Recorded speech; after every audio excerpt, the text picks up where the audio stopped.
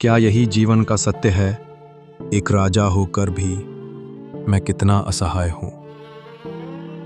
मैंने जीवन में बहुत कुछ पाया, पर जो खोया उसका दुख कभी नहीं मिटा। वो दिन आज भी मेरे हृदय को चीर जाता है जब मैं आखेट पर गया था।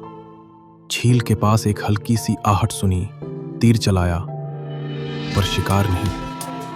वो एक मासूम श्रवण कुमार था जो अपने अंधे माता पिता के लिए पानी भर रहा था। उसके अंतिम शब्द, मेरे माता पिता को पानी पहुंचा देना, आज भी मेरे कानों में गूंजते हैं। जब मैंने जाकर उनके पास वो दारुण सत्य बताया तो उन्होंने रोते हुए श्राप दे डाला, जैसे हमने अपने पुत्र को खोया वैसे ही तू भी एक दिन पुत्र वियोग में तड़पेगा। मैं कांप उठा, पर सोचता था शायद वो दिन कभी नहीं आएगा। फिर समय बदला। मेरी तीनों रानियां कौशल्या, कैकई और सुमित्रा, कई वर्षों की तपस्या, यज्ञ और आशीर्वाद के बाद मेरे जीवन में 4 रत्नों का आगमन हुआ। राम, भरत, लक्ष्मण और शत्रुघ्न। राम, मेरा प्राण, मेरा गौरव, मेरी आत्मा का अंश। पर नियति को कुछ और ही मंजूर था। कैकई, जिसे मैंने 2 वचन दिए थे, उसने वो वचन मांग लिए। राम को 14 वर्षों का वनवास और भरत को राजगद्दी। मैं बोल न सका, न राजा रह गया, न पिता। राम ने बिना किसी शिकायत के वन की राह ली। मेरा जीवन उस क्षण टूट गया।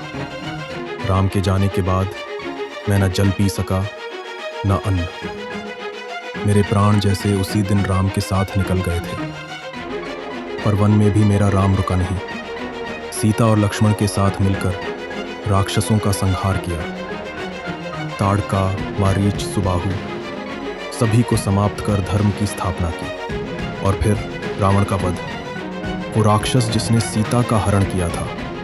राम ने न केवल उसका अंत किया, बल्कि असत्य पर सत्य की विजय का युग शुरू किया। और अंततः जब राम अयोध्या लौटे, वो दिन दीपों से रोशन था, दीपावली। पूरा नगर हर्षित था। मेरा राम अयोध्या का राजा बना। काश मैं उस दिन जीवित होता। काश राम के राज तिलक को अपनी आंखों से देख पाता। पर शायद यही प्रारब्ध था।